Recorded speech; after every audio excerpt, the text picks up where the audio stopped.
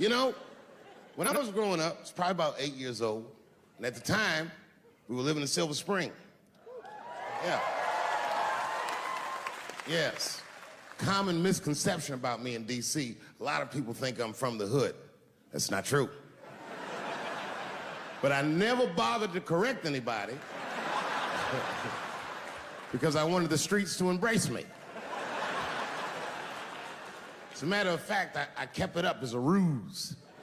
Like sometimes I'll hang out with rappers like Nas and them, and these motherfuckers will start talking about the projects. Yo, it was wild in the PJs, yo. And I'll be like, word, nigga, word. But I don't know. I have no idea. My parents did just well enough so that I could grow up poor around white people.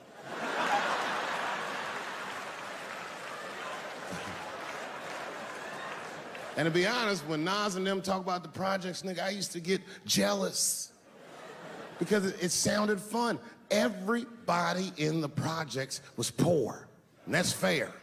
But if you were poor in Silver Spring, nigga, it felt like it was only happening to you. I know the pain of that first sleepover at a white friend's house.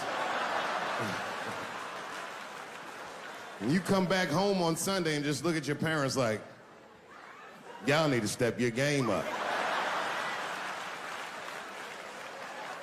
Everything at Timmy's house works. Remember the first time you saw that? In a cold winter, and you'd be at a white friend's house and see the motherfuckers in their living room without their coats on?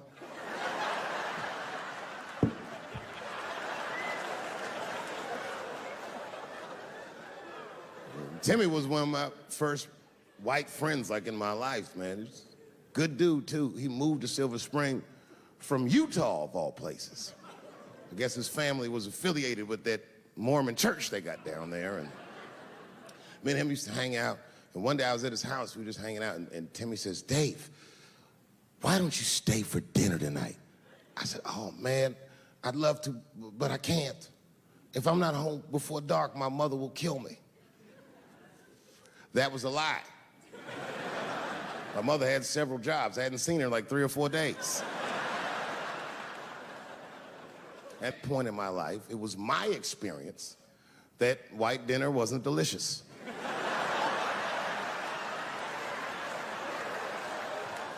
I'd rather go home and fry some bologna or some shit like that.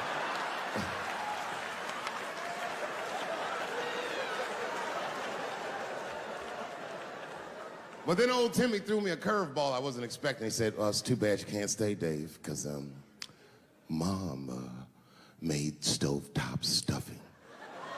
I said, what the fuck, stovetop? Well, hold on, nigga, let me make some phone calls real quick. I had seen that commercial so many times, I had dreamt of getting my hands on some of that stovetop stuffing.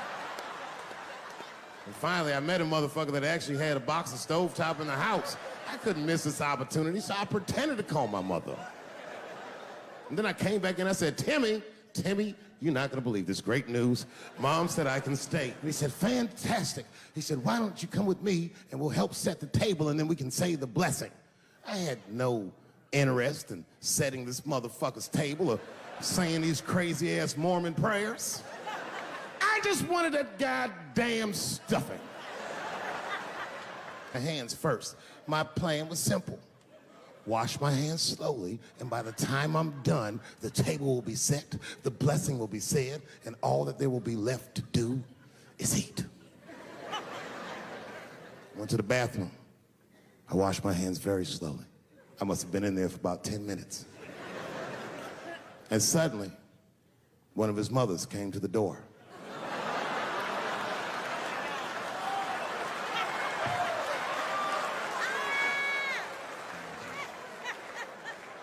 She was like, hi, David, right? I said, yes, ma'am. She said, Timmy tells me that you're planning on staying for dinner. I said, I hope that's not a problem, ma'am. She says, no, it's no problem. In fact, we'd love to have you. It's just that we weren't expecting company.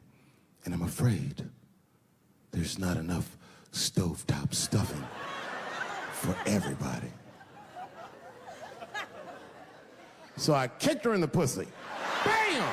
Ladies and gentlemen, I told you I'm dope, nigga.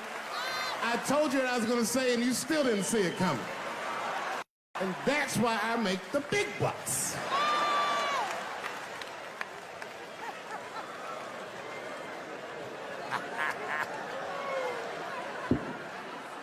Oh my God.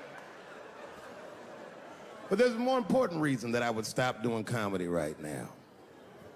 And this reason is the real reason that's been percolating, and it really is the crowd, not you. I'm talking about the crowd on the big stage. It's too hard to entertain a country whose ears are so brittle. Motherfuckers are so sensitive, the whole country is turned into bitch-ass niggas.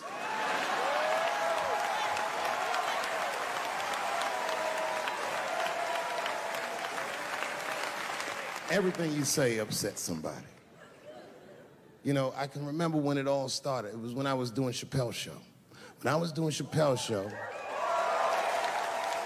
I used to do the show, and then on the weekends, I do like concerts and shit like that. So I'm doing a concert, and there was a couple in the front row, beautiful couple. The wife was obviously Asian. You could see it in her face.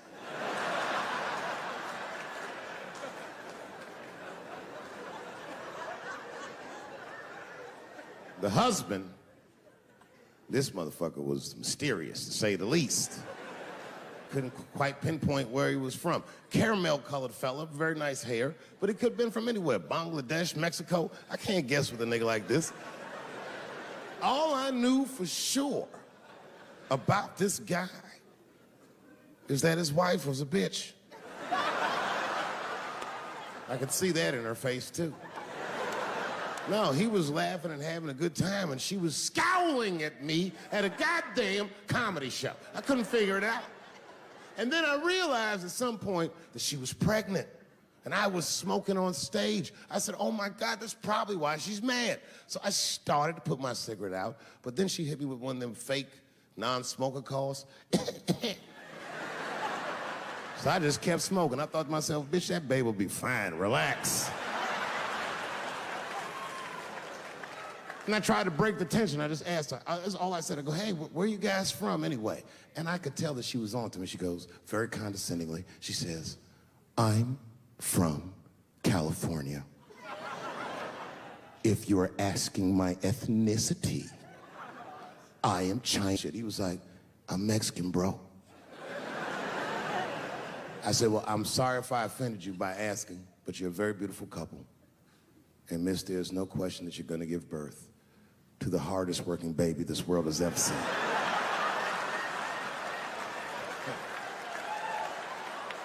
That's not a bad joke. She got very upset. She got up to leave immediately, but she didn't just leave. She had to take one last dig at me on the way out. I will never buy one of your fucking DVDs again, Dave Chappelle. I said, ma'am, with all due respect, Chinese people don't buy DVDs.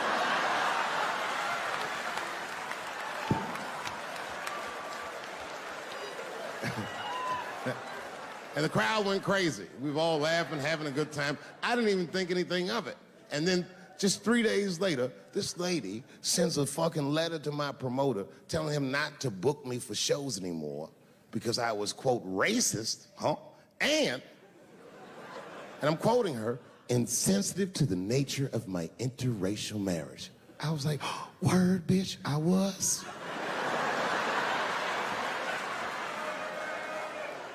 If she would know that I myself am in an interracial marriage.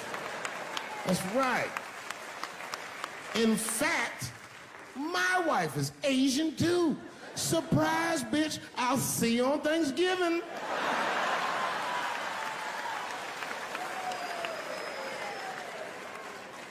But my wife's not Chinese.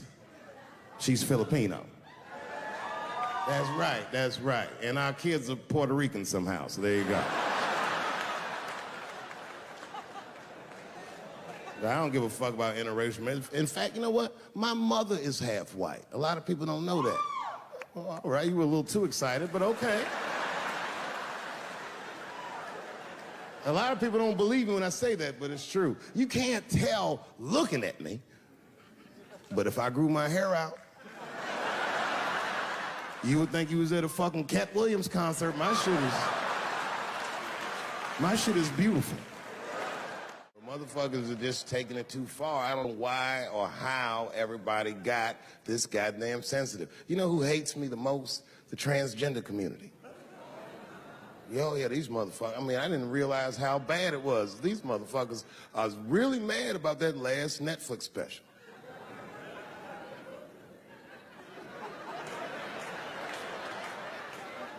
It's tough, man. I don't know what to do about it because I like them. I always have. Never had a problem with them. You know, just fucking around. As a matter of fact, I think I make fun of everybody, and I mean, as a group of people, they have to admit, it's kind of fucking hilarious, man. I'm sorry, bro. It's like, I've never seen somebody in such a hilarious predicament not have a sense of humor about it. They're born feeling like there's something other than they're born as, and that's kind of funny, you know? I mean, it's funny if it's not happening to you. It's like that white black bitch that's in the news all the time. Rachel Dolezal. She's a white woman, but then she dressed up like a nigga and shot her way up to the very top of blackness. And I always wanted to meet her just so I could understand. I just wanted to like have dinner with her so I could just look in her eyes and call her a nigger to her face. The fuck is that bitch talking about? I identify black. That is trans talk, lady. Stop biting. Stop biting. There's a big difference between her and a trans. The difference between her and a trans is I believe transgenders. I don't understand them either, but I know they mean what they say. Them niggas cut their dicks off. That's all the proof I need. I've never seen somebody just throw their dick away. Don't need it.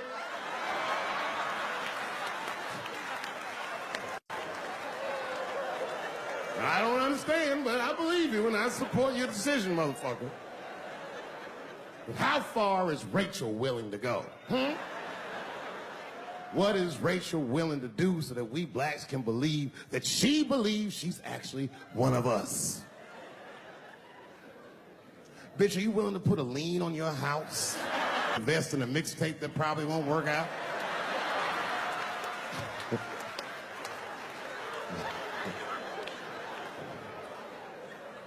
She didn't even change her name. Didn't even change her name. Her name is Rachel. I can't believe in that name. If you want my support, you're gonna have to change your name to the blackest shit I've ever heard. Bitch, you're gonna have to change your name to Draymond Green. I don't know a blacker name than that. That shit is black on paper. If you type Draymond Green into Airbnb, that shit will log off automatically.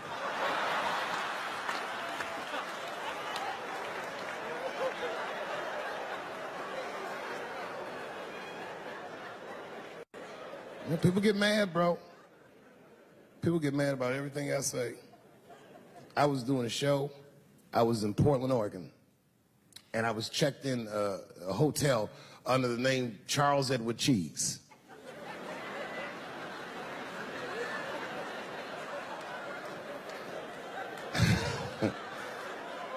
I came back, and there was a note. It was like a letter on my desk. It was addressed to Mr. Cheese. So obviously, I'm going to assume that whoever wrote this letter must be an intimate friend of mine. This is not some kind of name that a person would just guess. But then I opened the letter, and it turns out I don't know this person at all. It's a fan letter. You know, I'm not even used to the idea that I have fans, but I'm grateful for it. And even though I'm grateful for fans, I don't read those letters. Be nice if I did, but realistically, it's like, what am I, Santa Claus, nigga? I don't have time for this. Like, got shit I want to do. I'm trying to chill. read all these dreams and wishes from strangers. But I read it. I'd already opened it. So I just read the whole letter. And you know what, man? Whoever wrote this letter truly loves me. I mean, they were really fucking nice in the letter. And then they described to me what it was like to come to the show, how excited they were, how much fun they were having. And then they said that when I got to my jokes about transgenders, that they were, quote, devastated. Because it turns out that whoever wrote the letter was transgender. Now, I'm going to be real for a second. You got to understand, I never feel bad about anything I say up here.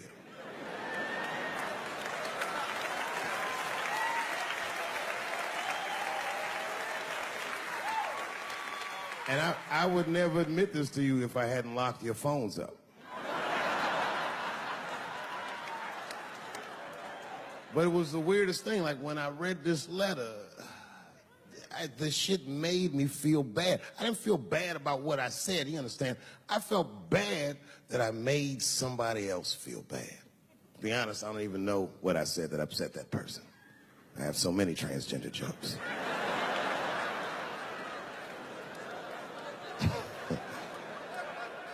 But I feel like it was probably this joke I'm about to tell you right now.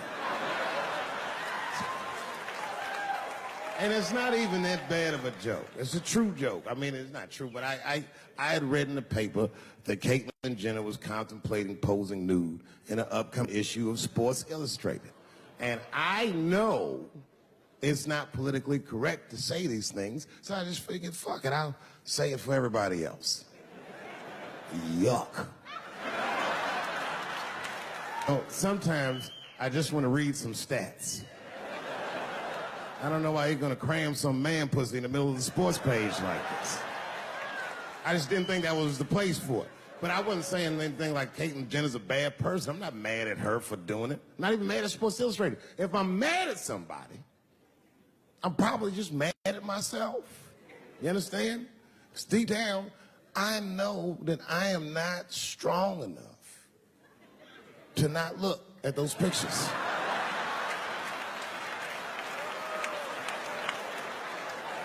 And I don't think I'm ready to see what she's trying to show me. So Caitlyn, goddamn, if you go through with this thing, bitch, you better go hard or go home. I want you to go all the way. Hustler style. Do you know what hustler style means, miss? That means spread the lips.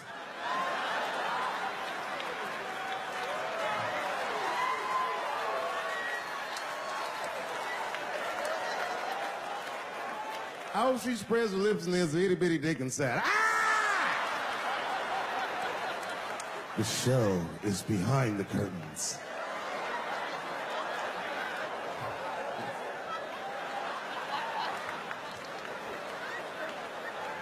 I don't know what I said that upset that person. But I'm gonna tell you something. When I read that letter, and the moments after I read it, I did something that many black men in America do not have the time or the money to do. I thought about how I felt.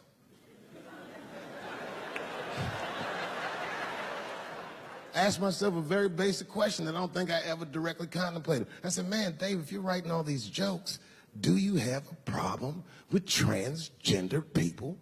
And the answer is absolutely not. The fuck do you guys think I am? I don't understand all the choices that people make. But I do understand that life is hard and that those types of choices do not disqualify you from a life with dignity and happiness and safety in it.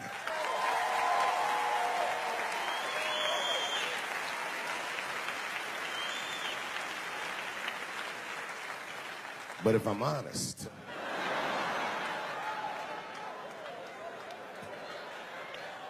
my problem has never been with transgender people. My problem is transgender people. I just feel like these things should not be discussed in front of the blacks. It's fucking insulting, all this talk about how these people feel inside. Since when has America given a fuck how any of us feel inside.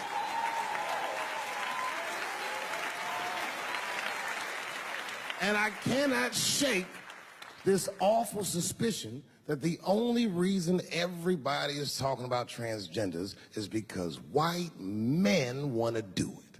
That's right. I just said that.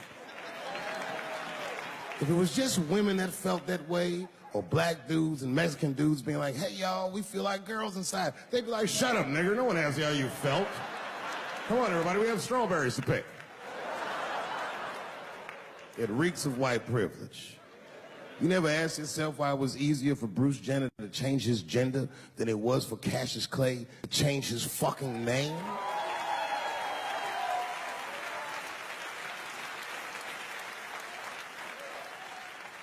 And if I were to be brutally honest, the only reason I ever been mad at the transgender community is because I was at these niggas for 6 songs straight. I had no idea. And then the lights came up and I saw them knuckles. I said, oh no! And everybody was laughing at me. Hi, world star. I said, why didn't you say anything? And then I heard that sultry voice. I didn't say anything, Dave Chappelle, because I was having a wonderful time. And I wasn't sure how you'd feel about it. I said, you knew how I'd feel. And she said, I'm going home. I don't want any trouble from you. I said, home? It's only 2 songs left. I mean, we might as well finish tonight. And we ended up having breakfast together. Oh, grow up. That doesn't make me gay. I just titty fucked her. His titties are as real as any titties in L.A. It's 2 o'clock in the morning. I was just borrowing a little friction from a stranger. Whoops!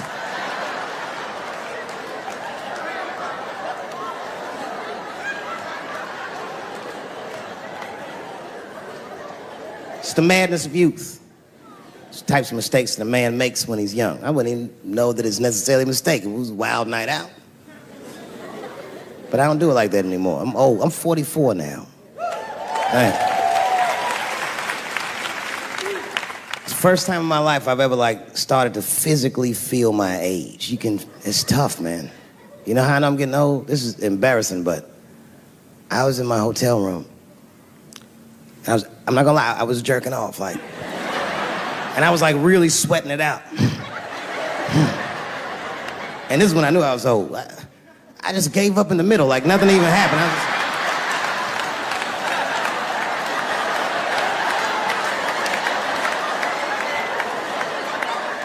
I don't like looking at my dick anymore. My dick looks distinguished. It's old, an old looking dick. It's got salt and pepper hair all around it. My dick looks like Morgan Freeman in the 90s. Without the dots. My dick narrates.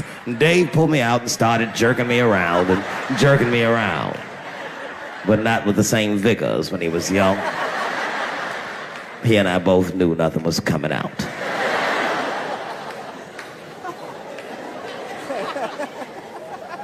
I see my age in my children. I came home from the road. This is not long ago. I've been gone for, if you can picture, I was gone for weeks and weeks. And when I came back, nobody was home. Now, one person in my family thought that maybe I'd like to see them when I got back. They knew when I was coming back, but they just weren't home. And that shit was a wake-up call. You know, when my kids were little, and the tour bus would pull up to the house, these motherfuckers would spill out. Dad is home, hooray! And they'd hug me and kiss me, and then as the years went on, they'd get less interested. Hey, everybody, look, it's Mr. Promises back from the road.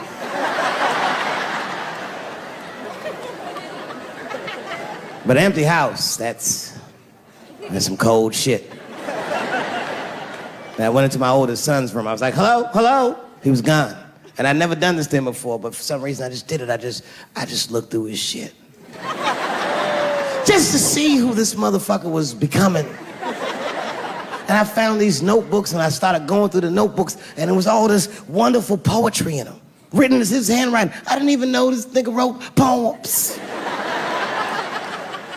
And then I looked through his drawers, and I opened up his middle drawer, and I found this rolling paper. And I looked down at them papers like, oh, that's where that poetry's coming from.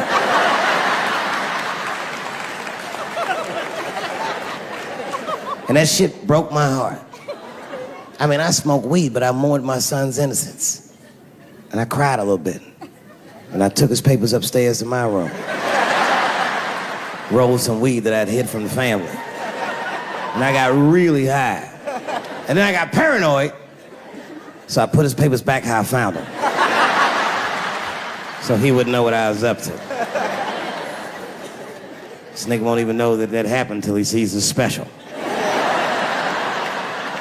Yeah, nigga, I found your papers.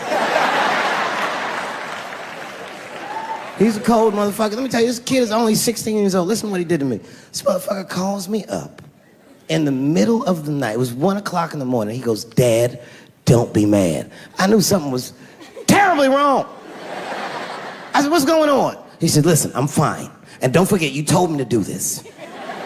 I'm at a party, and my designated driver had too much to drink. And me and my friends need you to come pick us up. I said, Jesus Christ, it's 1 o'clock in the morning, nigga. I am shit-faced.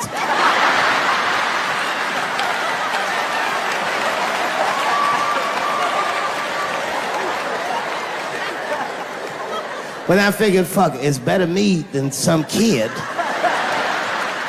I might as well roll the dice and go pick my nigga up. I said, all right, I'm coming to get you. Just give me the address and I'll be right there. And then he gave me the address and I was shocked. I said, son, you are not gonna believe this, but I'm at the same party, nigga.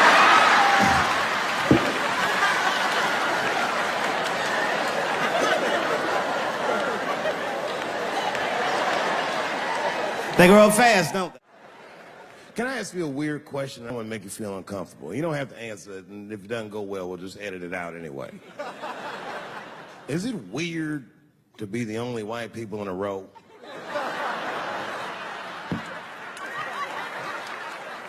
Is it weird? I mean, you can be honest. Does it feel strange? Are you worried at all? Give me your money, motherfucker. I'm fucking around. I'm just saying. This guy got ice in his veins. He didn't even buckle. You know, like many black men my age, the first time I voted was 8 years ago. Right. I saw Obama on TV and said, oh, I'm voting for this nigga. I remember the day I voted for Obama.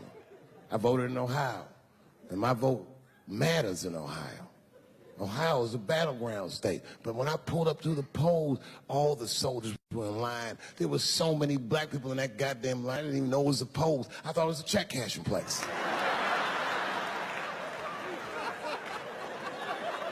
We were hugging each other, and old people were singing hymns and spirituals. Say verdict times 10 or some shit. I've never seen black people that happy. 8 years later, I'm pulling up to the polls again. This time, I'm driving a brand new Porsche because the Obama years were very good to me.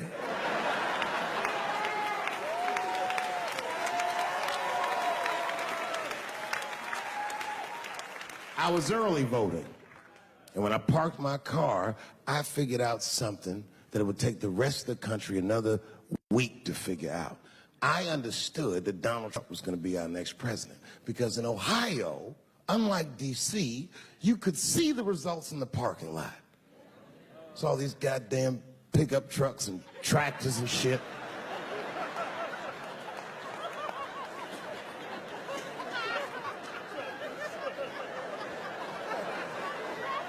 And then I walked up and I saw a long, long line of dusty white people.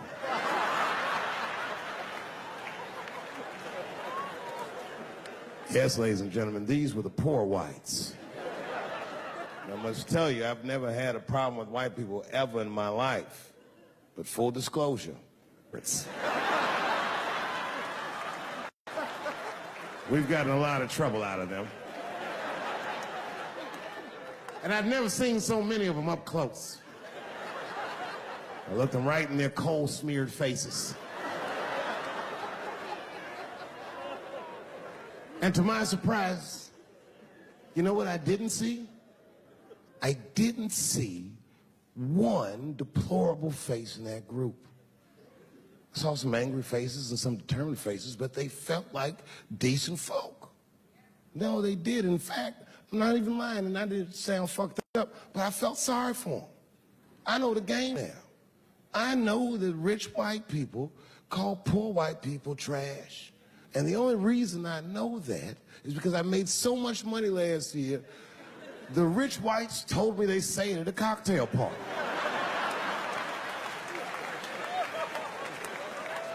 And I'm not with that shit. And I stood with them in line like all of us Americans are required to do in a democracy. Nobody skips the line to vote. And I listened to them. I listened to them say naive, poor white people things. Man, Donald Trump's gonna go to Washington and he's gonna stand there thinking in my mind, you dumb motherfucker.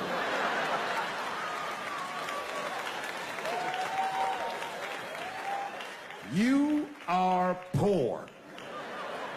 He's fighting for me.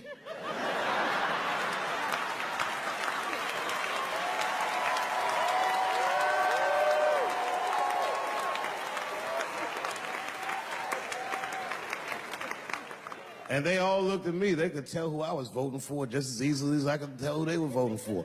But do you guys know what we all had in common? Not one of us, not a single one of us, looked like we felt good about what we had to do in that booth. We were just doing our goddamn duty. Yes, I voted for Hillary Clinton. Of course I did. I voted for her because I liked what she said vastly better than I liked what he said. But to be honest with you, at that point, that shit was like watching Darth Vader do the I Have a Dream speech. That bitch is mean as hell. She'd already Karate Kid swept Bernie Sanders' legs from underneath him. Boy, it was hard voting for that shit. But it was the lesser of the evils. I know you were a Clinton supporter, Miss I. I'm sorry for her. But it didn't feel as good as it should have. She was gonna be our first woman president. They were gonna make coins out of this bitch.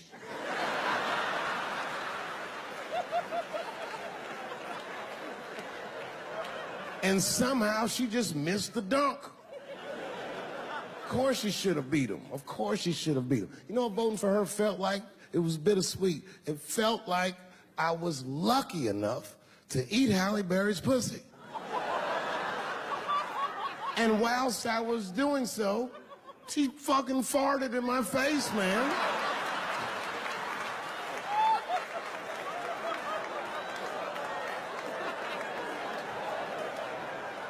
Now you understand, I'd still do it. But boy, I wish she didn't fart in this great nation's face. I voted that day, and then that same day I flew to New York City. I had work. That night I was in a comedy club in New York, and I said to an audience almost exactly what I just said to you. And I didn't know that there was a journalist in the room. And this journalist wrote an article. The headline of the article said, Dave Chappelle is an avid. Yeah, I had no idea the paper said that. And you know how I found out? My wife called me from Ohio the next morning in a goddamn panic. David, what the fuck is going on in New York? I said, I'm being good, but what have you heard?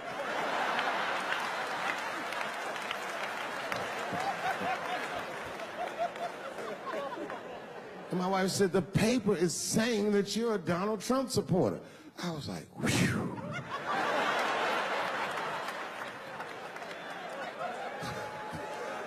I said, don't worry about that shit, baby.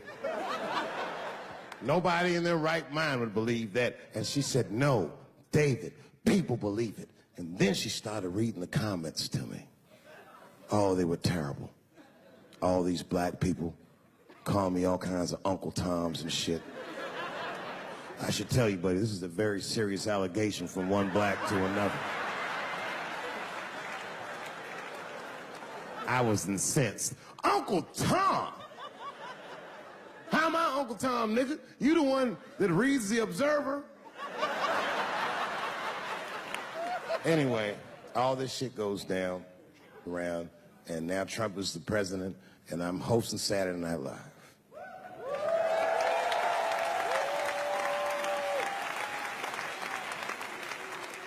And I didn't really prepare my monologue. I just kind of winged it. And at the end of the monologue, I don't even remember what I said. I said something like, fuck it, we're historically disenfranchised, and we're gonna give him something about we're gonna give him a chance if he gives us a chance. I don't know what I said, but whatever I said, I really wish I didn't say that shit. It was not worth the trouble. Now I walk into the barber shop and all them black people just be looking at me like, yo, Dave, what's up with your boy? Yo, nigga, yo! Not my boy. Because I don't care if you're a Republican or Democrat, if you support him or not, any objective person is going to have to admit that this motherfucker is having a terrible go of it. It really is. We've had presidents before that have done bad jobs, but this shit is worse than a bad job. It's scary to watch. Holy shit, it's like seeing a crack pipe in your Uber driver's passengers.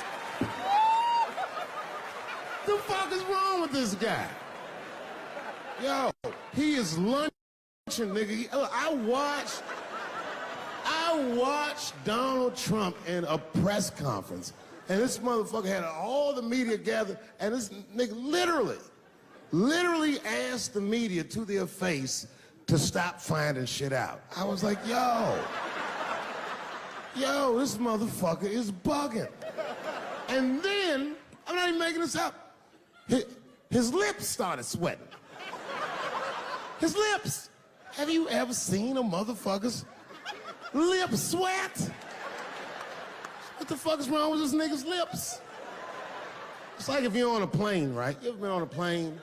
I get scared to fly. I do it all the time. I be scared on there. And sometimes the plane will hit turbulence. And then I get nervous. But I always look at the flight attendant, and she looks calm, and it makes me feel calm.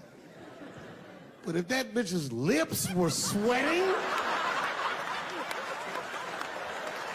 it's terrifying. Like, yo, nigga, why are your lips sweating? What do you know? And then, I'm not even making this shit up. This motherfucker grabbed the podium, he goes, you don't know how scary the things I read in my briefings are. What's that, bro? That's bad leadership. Even as a parent, you think I'm gonna sit my kids down? Hey, little man, come here real quick. I just wanna holler at you for a second. Yo, I'm 3 months behind on the rent, nigga, and I am worried. Very worried. Go to school and have a productive day, nigga. I was just thinking out loud, getting some shit off my chest. Like, what the fuck are you doing, bro? This is bad, man. Jesus Christ. All this motherfucker's ideas sound like high people ideas. Like, he doesn't think these things through before he tells us. He just tells us what he's thinking as soon as it occurs to him. This shit sounds nuts. I'm gonna go to China, and I'm gonna get those jobs from China and bring them back here to America. For what, nigga? So iPhones can be $9,000? Leave that job in China where it belongs. None of us want to work that hard. What the fuck is he thinking? Because I don't want to make them shits. What the fuck are you doing? Stop trying to give us Chinese jobs. I am going to bring back coal. Coal? I'm even exaggerating. I have never in my life even seen a fucking lump of coal. I honestly don't even know what coal is for. If you're gonna have motherfuckers digging around in the dirt looking for shit, find me some truffles, nigga. That's what I'm about. And these truffle prices are getting out of control. If it gets any worse, I'm gonna be back down to regular butter like everybody else. Terrible, terrible job. This motherfucker hit North Korea with rap battle threats. Fire and fury, like, yo! Yo, what are you doing?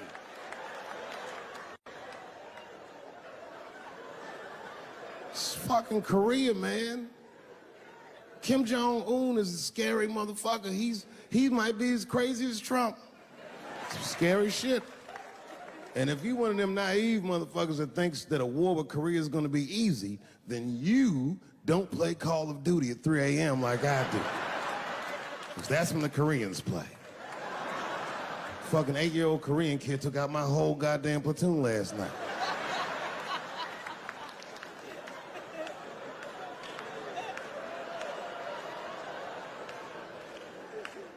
I've never seen somebody in an office so high with the most just basic fucking solutions. Like, you know, we should not let any more Muslims in the country till we can figure out what's going on. Did he just say, figure out what's going on?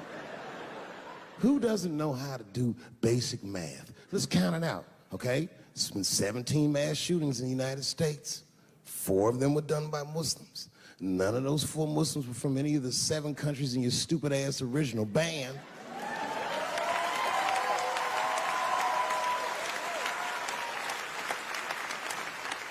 And since he brought it up, the other 13 shootings were done by the Tiki Torch whites. These are facts. And you don't see me trying to ban white people from the show to keep it's a fucking terrible idea because it's mean and it's racist. And most importantly, it would be catastrophic to my bottom line.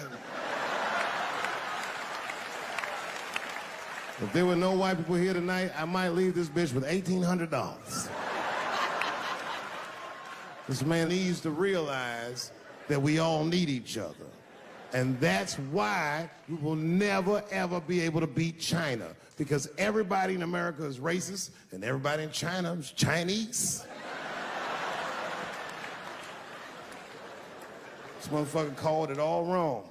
And don't believe the media either, because as all this shit is happening, the media is trying to make us believe that the extremities amongst us are the norms.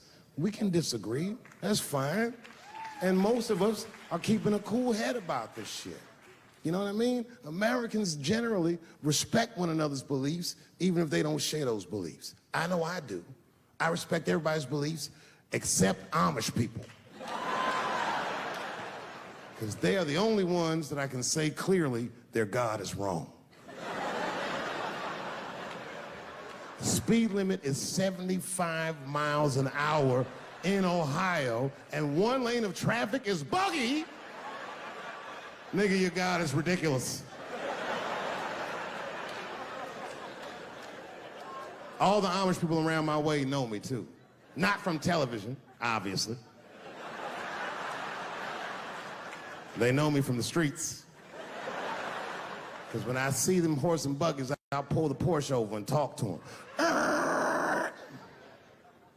Ezekiel. Ezekiel, are you sure that God doesn't want you to have any of this technology or this energy? Huh? Huh? I can't hear you, nigga. Let me turn this air conditioner off. What did you say? And them niggas be like, get away from me, ye. Ye tried to tempt me like the devil. Devil? Nah, bro, I'm trying to put you on to the game, Zeke. It's a big world out here, nigga. I just went 25 miles in 30 minutes. That's a day's journey for you. You don't even know what the weather's gonna be tomorrow, do you? I do. You don't even know that there's a valuable Pokemon right on you. I drive away. Huh? Oh, my vape pen? You want to hit my vape pen? Oh, sorry, nigga. I'm trying not to get herpes. My bad. I've been playing cat and mouse with herpes for 30 years now, but every night I go to the club, I'll be like, not tonight, herpes. No disrespect. I'm not saying you have herpes. I'm just saying 1 out of 5 people do. So let's just all be careful around this motherfucker and make sure that we leave with the lips we came with.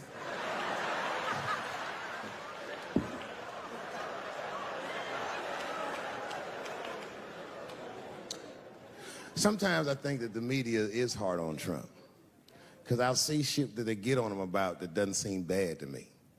I mean, a nigga got on Trump about not staying in the White House enough. Who gives a fuck? This motherfucker was rich. Used to shit in a gold toilet. It's true. I don't know if you've ever been to the White House. It looks like a very nice place to work, but I wouldn't want to live in that Scooby-Doo ass house either. That shit's terrifying looking. Imagine you trying to jerk off.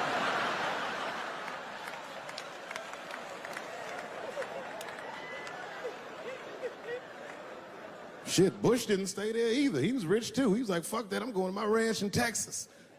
Obama was the first motherfucker to move into the White House like, this is a nice place. Look at this rug.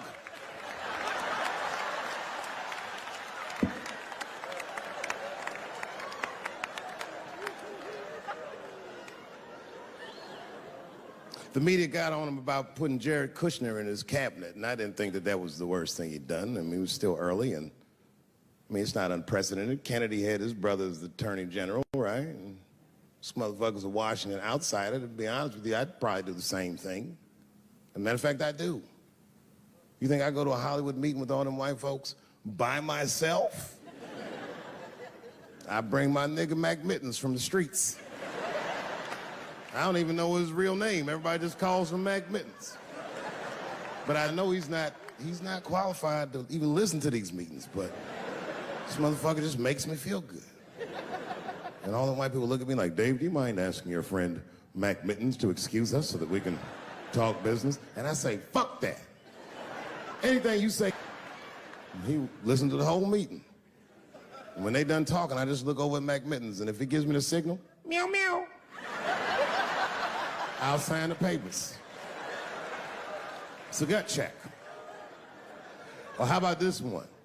Remember when it was the day after the election and the president of Taiwan called Donald Trump to congratulate him? And Donald Trump, you know, of course, took the call and talked to the president of Taiwan. The problem with that was Taiwan doesn't have a president. The United States functions on what they call a one China policy, and Taiwan is a renegade province of said China. And Donald Trump didn't know that and picked up the phone and started yammering away, and the media ate his ass up. And I'm not gonna lie, I was laughing like shit. I was like, oh shit, this dumb motherfucker is in trouble. And then that night I was in bed drifting off to sleep, and then I had to admit it to myself. I was like, I didn't know that shit either.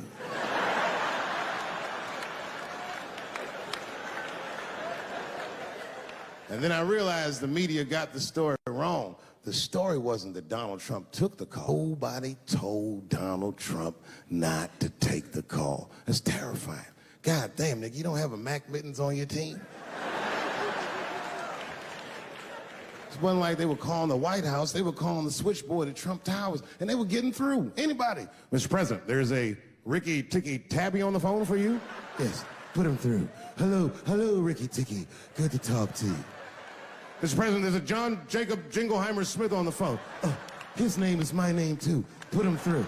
Hello, John Jacob. Let's talk business. How many people in this room are not originally from the United States? My round of applause. Where are you from, bro? You right there. Iraq. You're from Iraq? Ew. I was just fucking around.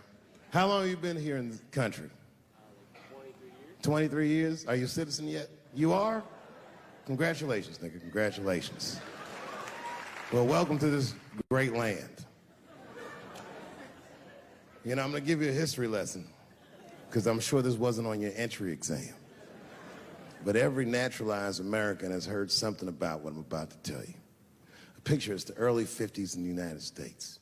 This 14-year-old boy goes down from Chicago to Mississippi to meet his extended family for the first time. He'd never been to Mississippi. And before he went, his mother said to him, very pointedly, she said, if a white man looks you in your eyes in Mississippi, look away.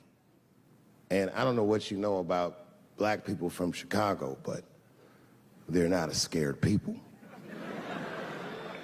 Legend has it, he was in front of a convenience store hanging out. A white woman walked out of the store, and he thought she was pretty, and he said, bye, baby. Not realizing that he had just made a fatal mistake. 4 days later, a group of adult white men burst into this family's home and snatched a 14-year-old boy out of bed in front of his family that was powerless to stop them, and he was never seen alive again. His name was Emmett Till. They found his body maybe a few days later. It was in a creek, tied to a wheel so it would sink, horribly beaten and bloated. Hideous. And lucky for everybody in America, his mother was a fucking gangster. She was.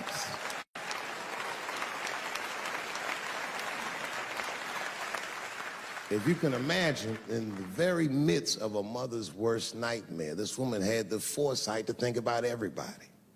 She said, leave my son's casket open. She said, the world needs to see what they did to my baby. And every publication here in the United States had this boy's horribly bloated body on its cover. And if our civil rights movement was a car, this boy's dead body was premium gas. This was a very definitive moment in American history where every thinking and feeling person was like, ugh, we gotta do better than this. And they fought beautifully, and here we all are.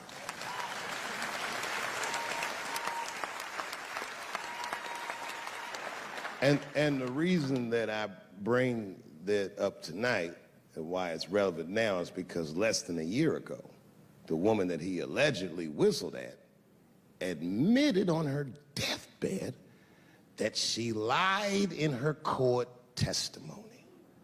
And you can imagine when we read that shit, we was like, ooh, you lying ass bitch. Was furious. But that was my initial reaction. And initial reactions that we all learned as we get older are often wrong or more often incomplete. They call this phenomenon standing too close to an elephant. The analogy being that if you stand too close to an elephant, you can't see the elephant.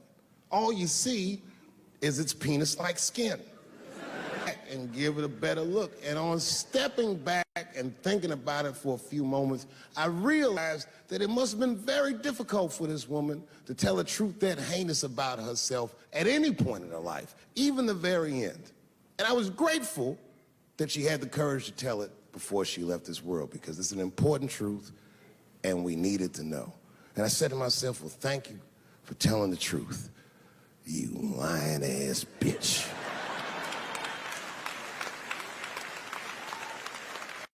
And then time goes on, and then after time, you can kind of see the whole elephant. And it's humbling, because you realize that this woman lied, and that lie caused the murder. But that murder set in motion a sequence of events that made my wonderful life possible, that made this very night possible. How could this be that this lie could make the world a better place? It's maddening. And that's how I feel about this president. I feel like this motherfucker might be the lie that saves us all. Because I have never felt more American than when, Jesus Christ, it's good. And when it happens, I can see everybody that's struggling. So if I'm on stage and I tell a joke that makes you want to beat up a transgender, then you're probably a piece of shit and don't come see me anymore. Or if you don't understand that when a football player takes a knee during the national anthem, he's actually standing up for me, then you might not want to fuck with me anymore. But I swear, no matter how bad it gets, you're my countrymen, and I know for a fact that I'm determined to work shit out with y'all. And if that woman that said that heinous lie was alive today, I would thank her for lying. And then I would kick her in the pussy.